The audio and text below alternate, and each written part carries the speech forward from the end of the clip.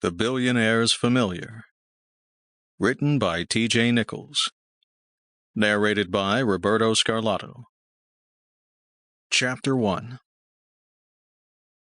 Ethan stopped and stared at the damage. His father walked on ahead as though he didn't care the glass front of the office block was shattered and that there were skid marks on the footpath. A car had clearly gone through the window overnight. It was gone now, and two glaziers were on site, making repairs.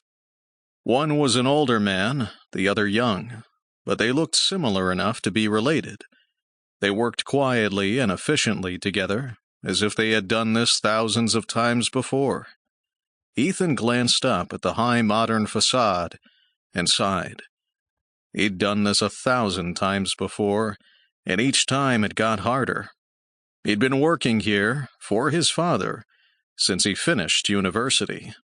His life had been planned out before he'd even been born. But with only days until he was 30, Ethan had no familiar.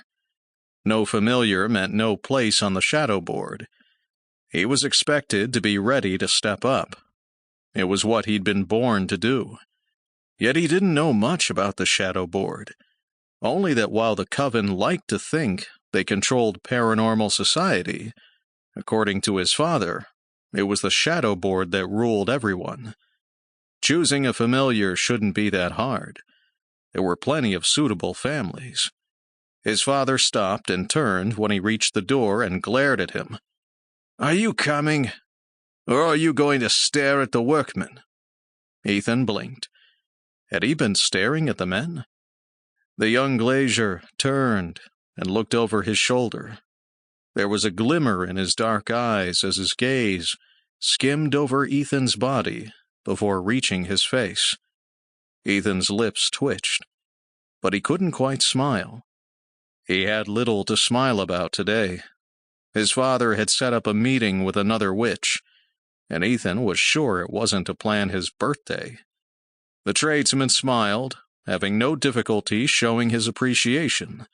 He ran his fingers through his dark hair and lifted one eyebrow as though he understood they were on the same wavelength.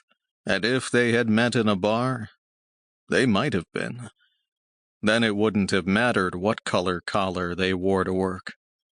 A spark ignited in Ethan's chest, and for a heartbeat, he was tempted regardless. There was something about the man that drew his eye. Maybe it was the way he stood, the tilt to his head like he didn't give a shit. Sample complete. Ready to continue?